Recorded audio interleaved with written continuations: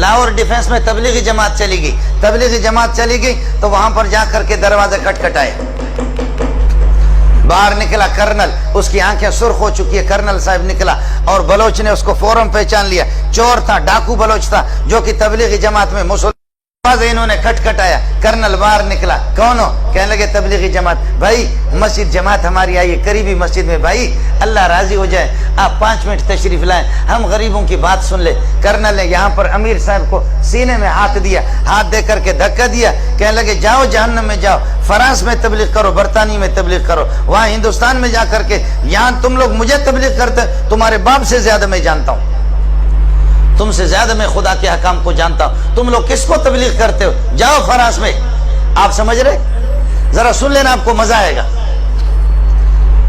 ارے تو نے سارا نظام کر، بیٹھ جا اپنی جگہ پر۔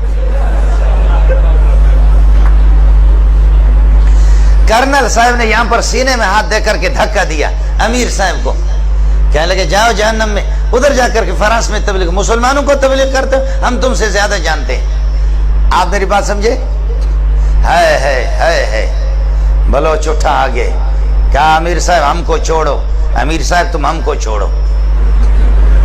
کہا اوے کرنل، اللہ اکبر، کہا اوے کرنل، کہا مارچ کے فلان تاریخ کو، یاد ہے آپ کو؟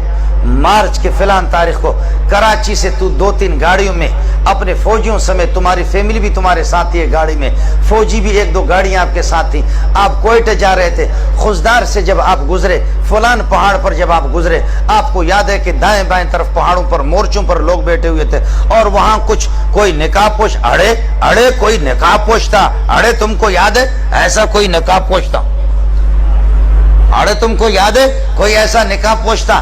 اور جب اس نے تم لوگوں کو آواز دی، تمہارے فوجیوں کو کہا، درمیان راستے پر انہوں نے یہ ایک پتھر رکھ کر کے روڈ بلاک کیا تھا، خبردار نہیں گزرنا، فوجیوں کو کہا فوراً ہتھیار ڈالو ورنہ ہمارے بندے بیٹھے ہوئے وہاں پر گولیوں سے تمہیں چھلنی کر دیں گے۔ تمہیں یاد ہے کہ نہیں ہے؟ تمہارے ساتھ 4-5 فوجی تھے، انہوں نے ہتھیار ڈال دیا اور آ کر اڑے، ہم نے تم سے کہا تم موبائل نکالے گا، تم موبائل نکالے گا، تم یہ ہے کہ پیسہ نکالے گا، تم نے تھوڑا سا اڑے گڑبڑ کیا، تمہارے منہ پہ ایک آدمی نے تھپڑ مارا نہیں مارا؟ کہنے لگے کرنل حیران ہے کہ یہ ظالم کا بچہ ایک چیز بتا رہا، ایک چیز بتا رہا۔ کہنے لگے اڑے تمہارے منہ پہ کوئی تھپڑ مارا نہیں مارا؟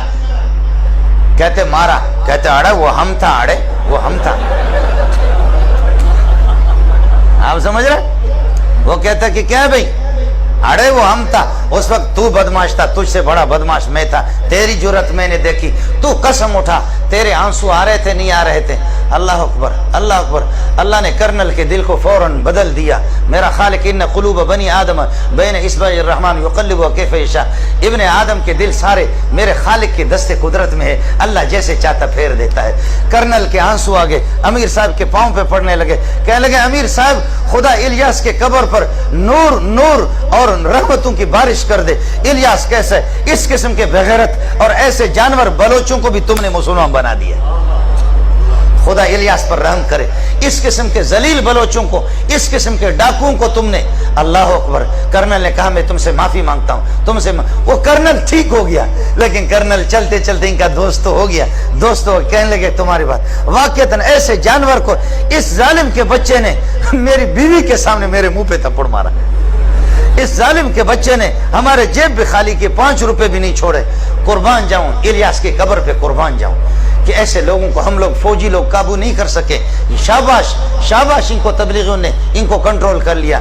پھر کرنل نے تھوڑی دیر کے بعد مذاق کیا، کہتے وے بلوچ کا بچہ، اڑے تمہارا باپ یہاں سے جائے گا، ابھی میں فوجیوں کو فون کرتا ہوں تم کو پکڑ کر کے تم کو الٹا لٹکائیں گے۔ تو کیا کہتے ہیں بلوچ کا؟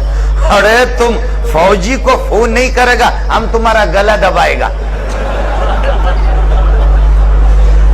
آپ سمجھ رہے نہیں سمجھ رہے؟